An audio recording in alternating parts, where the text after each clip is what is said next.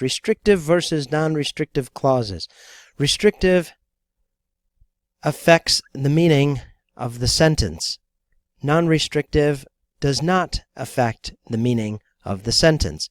When you use a non-restrictive clause, you're just adding a detail. When you're using a restrictive clause, you are defining. Let me show you some examples. A list of relative pronouns: which, that, whose, whoever, whomever, who, whom. These are 7 of the most common relative pronouns that you will find. I will use these in our examples. The steak which was well cooked was eaten quickly. The subject is the steak which was well cooked. That is a clause, and that is a restrictive clause because it is describing a specific steak in the restaurant. Maybe there's a choice of steaks, maybe there's 10 steaks on the platter, but you would choose the steak which was well cooked, and that steak would be eaten quickly. The other steaks may get thrown away, given to the dogs. Now, if we add a comma after the steak, comma, which was well cooked, comma, then this becomes a non-restrictive clause, because now, which was well cooked just happens to be a detail about the steak, and it does not affect the meaning of the sentence. There is no longer a choice of steaks. There is just the steak, and we know the steak was eaten quickly, and then the fact that it was well cooked is just an extra detail. Here's another non-restrictive clause. The dragon, comma, whose tooth was broken, comma, loved gold. We know there's just one dragon. This is non-restrictive. It's just a dragon, and the dragon loves gold, and it happens that this dragon's tooth was broken. So we're just adding this clause in. It's not restrictive, but if we get rid of these commas, now it becomes restrictive. It becomes restricted to the dragon whose tooth was broken. And when something is restrictive, that means that it is defined by the clause, and therefore this is a whole cave full of dragons, and we are choosing the dragon whose tooth was broken. This is also restricted. The superheroes whose uniforms are amazing will save the world. Well, let's say that Batman has an amazing uniform, so he will save the world. But perhaps the Incredible Hulk, his uniform is not so amazing, so he will not save the world. It is a restrictive clause, restrictive to the superheroes whose uniforms are amazing. Now, let's put some commas. The superheroes, comma, whose uniforms are amazing, comma, will save the world.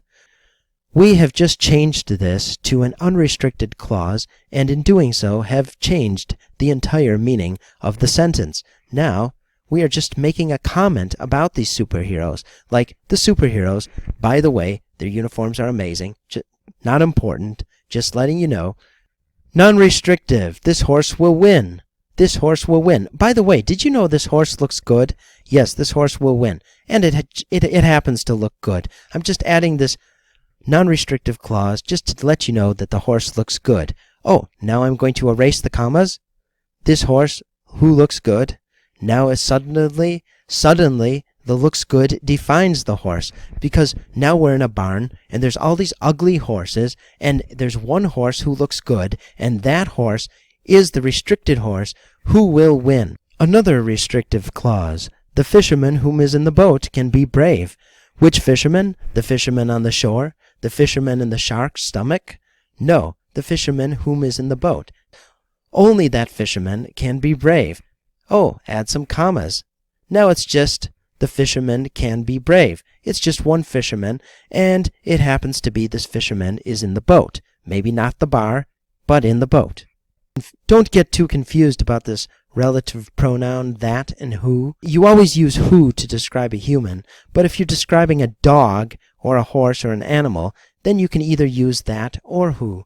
They are interchangeable. If you're describing like a table or an unalive object, then you would only use that. The horse that has good health will win. Only the horse that has good health, not those other sick horses. They will not win. However, let's just add the comma.